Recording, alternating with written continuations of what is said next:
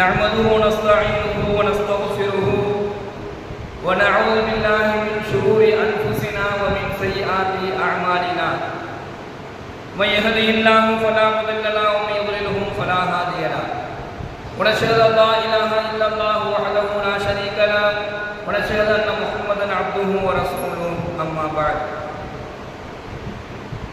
أعوذ بالله من الشيطان الرجيم بفضل بسم الله الرحمن الرحيم ربنا فاغفر لنا ذنوبنا وكفر عنا سيئاتنا وتوفنا مع الأبرار ربنا فاغفر لنا ذنوبنا எங்கள் இறைவா எங்கள் பாவங்களை மன்னிப்பாயாக வகஃபிர் அன்னா சய்யிஆத்தினா இன்னும் எங்களை விட்டு தீமைகளை அகற்றுவாயாக வதவஃபனா மஅல் அப்ரார் நல்லோர்களுடன் எங்களை மரணிக்க செய்வாயாக.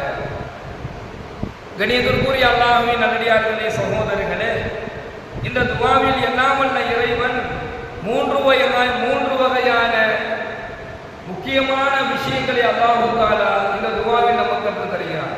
ஒன்று, பாவங்களுக்கு மன்னிப்பு கேட்பது. இரண்டாவது, தீமைகளை விட்டு பாதுகாப்பு தேடுவது. மூன்றாவது, நல்லோர்களுடன் மரணிக்க செய்யக்கூடிய அந்த நற்பாக்கியத்தை அல்லாஹ் தஆலா கேட்குமாறு நமக்கு சொல்லி தருகிறார். அல்லாஹ்வினுடைய பொருத்தமும் அல்லாஹ்வினுடைய அந்த கருணையும் எந்த அடியாருக்கு அல்லாஹ் வணங்குகின்றானோ அவரை அல்லாஹ் தஆலா இத்தகைய சிறப்புக்கு அவரை அல்லாஹ் ஆளாக்கி வைக்கின்றான். யாருக்கு அல்லாஹ்வினுடைய பொருத்தம் கிடைக்கிறதோ அவருடைய பாவங்களை என்ன செஞ்சிருவான்? அல்லாஹ் மன்னிச்சிடுவான். அதுக்கு என்ன தேவைன்னா அல்லாஹ்வுடைய பொருத்தம் தேவை.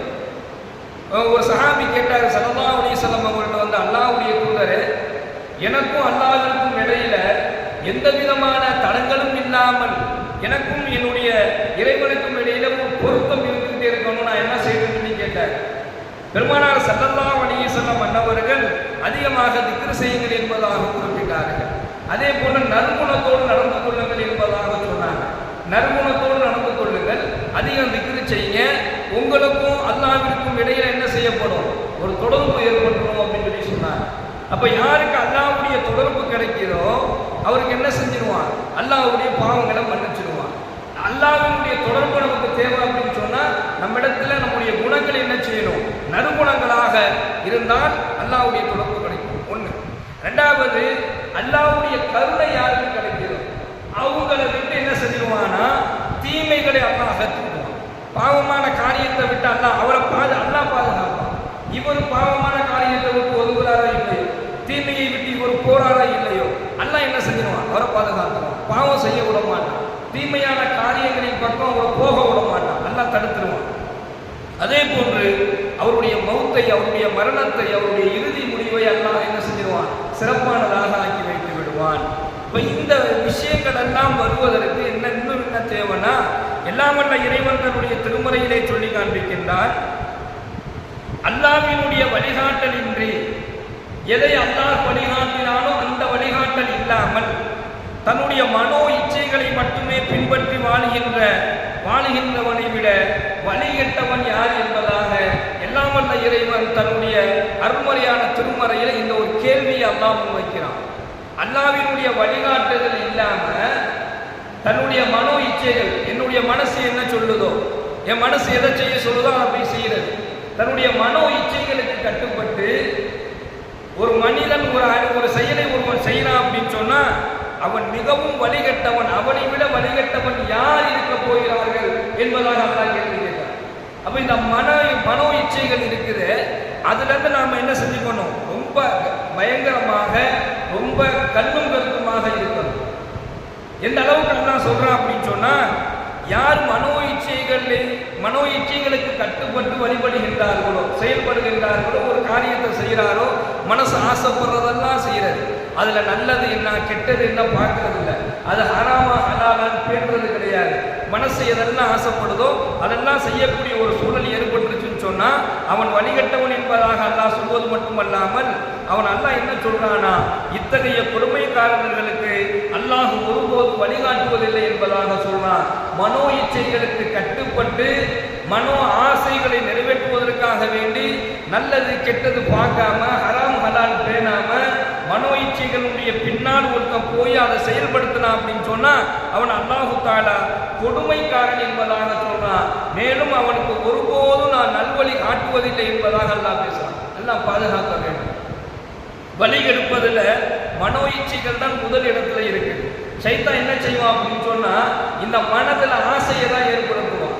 அதுல அவன் எடுத்து வைக்கக்கூடிய ஒவ்வொரு செயலுமே மனிதனுடைய எண்ணங்களை அடியார்கள் அல்லாஹ்வினுடைய அந்த சிந்தனைகளை மறக்கக்கூடிய ஒரு சூழலை ஏற்பட்டு பணத்தை கொண்டும் புகழை கொண்டும் பதவியை கொண்டும் உலக மோகத்தை ஏற்படுத்தி என்ன செய்வான்? மனோ இச்சைகளை சைத்தான் தூண்டி விடுவான்.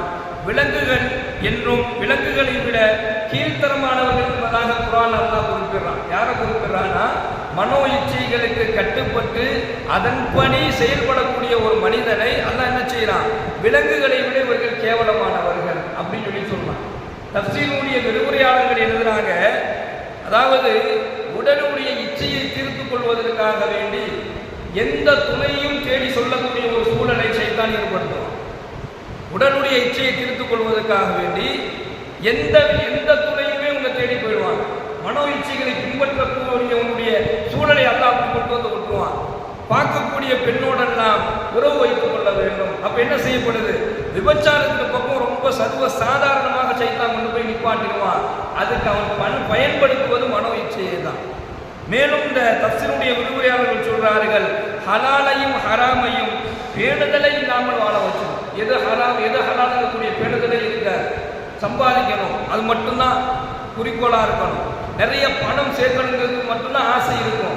இந்த ஆசை என்ன செஞ்சிடும்னா சம்பாதிக்கக்கூடியதை ஹராமா செய்யறோமா, இந்த தொழில் சரியானதானா என்கின்ற எந்த சிந்தனையுமே இல்லாம ஹராம் ஹலால் பேணுதல் இல்லாத ஒரு சூழலில் இந்த மனோ இச்சைகள் கொண்டு போய் விட்டுவோம்.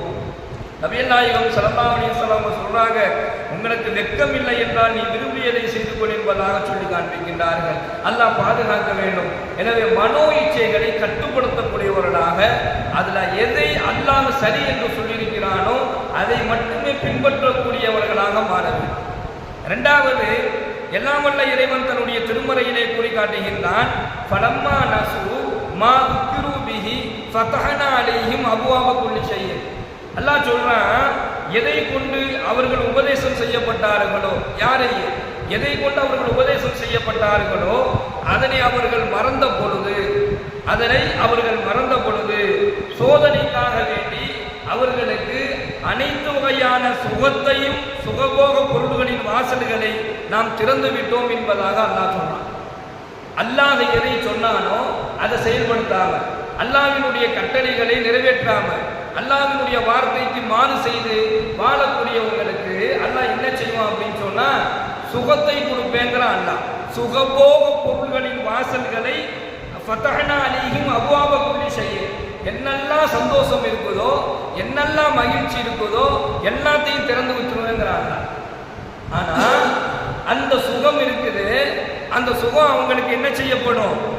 அவங்களுக்கு அது நிரந்தரமா இருக்காது. ஹத்தா இதா ஃபரிஹு பிமா ஊது அகதனாகும் பகத்தன் ஃபைதாகும் முபலிஸூன். அந்த சுகத்தை அவங்க நல்லா அனுபவிப்பாங்க, ரொம்ப மகிழ்ச்சியா இருப்பாங்க. அவங்க நினைச்ச இடத்துலலாம் சந்தோஷம் கிடைக்கும், எல்லாம் அவங்களுக்கு நான் கொடுத்துருவேன். ஆனா பிமா ஊது அகதனாகும் பகத்தன் ஃபைதாகும் முபலிஸூன், ஒரு நாள் நான் பிடிச்சேன் அப்படின்னு சொன்னா அவர்கள் நான் பிடிக்கக்கூடிய புடியில நம்பிக்கை இருந்தவர்களாக ஆகிவிடுவார்கள் என்பதாக எல்லாம் வல்ல இறைவன் தன்னுடைய திருமறையில பேசுகிறான். அப்போ அல்லாஹ் என்ன செய்வான் அப்படின்னு சொன்னா, ஒரு மனிதருக்கோ, ஒரு தனிப்பட்ட ஒரு மனிதருக்கோ, ஒரு சமுதாயத்திற்கோ செல்வ செழிப்புகள் அல்லாஹ் கொடுக்குறான், வசதி வாய்ப்புகளை கொடுக்குறானே, இதெல்லாம் பார்த்து நீங்க ஏமாந்துடாதீங்கிறான். அல்லாஹ்வினுடைய கட்டளைகளை மாறு செய்யக்கூடியவர்கள், இறைவனை மறுக்கக்கூடியவர்கள், நேற்று கூட ஒரு வசனத்துல தான் அல்லாஹ் சொன்னான், இதெல்லாம் மாறு செய்து வாழக்கூடியவர்கள் அவங்களுக்கு கிடைக்கக்கூடிய வசதி வாய்ப்பை பார்த்து நீங்க என்ன செஞ்சிடாதீங்க, மனம் மகிழ்ந்திராதீங்க. சுகத்தை கொடுப்பேன், சந்தோஷத்தை கொடுப்பேன், மகிழ்ச்சியை கொடுப்பேன். ஆனா பிமா ஊத்து வசதுனா பகத்துடன் ஃபைதாம் முபலிஸூன், ஒரு நாள் பிடிச்சேன் அப்படின்னு சொன்னா அந்த புடி ரொம்ப கடுமையா இருக்கும். ஒரு நாள் நிச்சயமாக அவர்களை நாம் திடீரென பிடித்து விடுவோம் என்பதாக இந்த வசனத்தின் வாயிலாக அல்லாஹ் பேசுகின்றான். எனவே சோதனைக்காகவும் வேதனைக்காகவும் அல்லாஹ் சுகத்தை கொடுப்பான், சந்தோஷத்தை கொடுப்பான், மகிழ்ச்சியை கொடுப்பான். ஆனால் அது நிரந்தரம் இல்லை. எனவே நீங்கள் அல்லாஹ்விடத்திலிருந்து உங்களுக்கு வரக்கூடிய எல்லா விதமான சூழல்களிலும் வரக்கூடியவைகளை நீங்கள் ஏற்றுக்கொள்ளுங்கள். அல்லாஹ் உங்களை பாதுகாக்கக்கூடியவனாக இருக்கிறான்.